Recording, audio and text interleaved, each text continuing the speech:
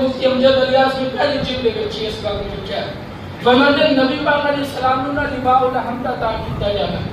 लिवाउल हम्द है की चीज फरमाया एक झंडा अता किया जाना क़यामत वाले दिन एक झंडा अता किया जाना होना कितना बड़ा है फरमाया वो झंडा एडा बड़ा होगा कि हजरत आदम तू लेके ना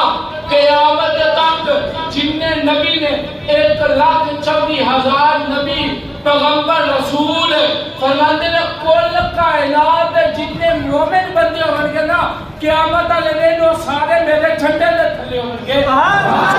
अल्लाह सदके जावा थोड़ी सुभान अल्लाह तो कर के बोलो सुभान अल्लाह एक सीने से बोलो बोलो सुभान अल्लाह है फरमाया क़यामत वाले दिन मैं थानू लिवा वाला हमद रब फरमांदा हबीब मैं तेनू लिवा वाला हमद अता करूंगा ऐसा झंडा देवांगा जिंदे थल्ले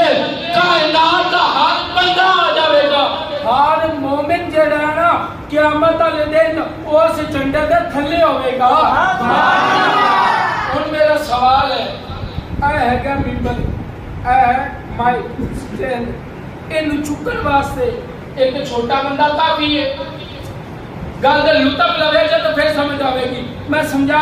इनु चुकन वास्ते मैं कल्ले ही काफी हां एवे आना हल्लो जुल्लो सरकार है कि नहीं चुप रह के गल समझ नहीं होनी बोलना कल्ले ही काफी हां हां जी अगर नाल चुकना हो ऊपर स्कूटर पे ओनु चुकना हो तो फिर दो त्रै बंदे लगेंगे हां जी जिने चीज वजनी होती जानी जिने शायद भारी होनी ओनु चुकन वास्ते कितने बंदे चाहिए ने बोलो ज्यादा बंदे चाहिए ने तो क़यामत वाले दिन जरा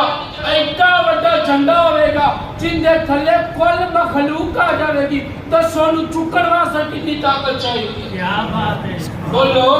ओनू चुकन वास्ते ताकत भी तो चाहिए ना उन सवाल है कि क़यामत वाले दिन वो झंडा चुकेगा कौन सुभान अल्लाह चुप थोड़ी जड़ी ना यो चुपे नहीं जानी की थोड़ा जहलता सुनना लाल क़यामत वाले दिन एडा बड़ा झंडा होना कि सारे नबी भी उनके थले उन्होंने पैगंबर भी थले उन्होंने रसूल भी थले उन्होंने सारे मोमिन बंदे भी थले हर नबी की उम्मत भी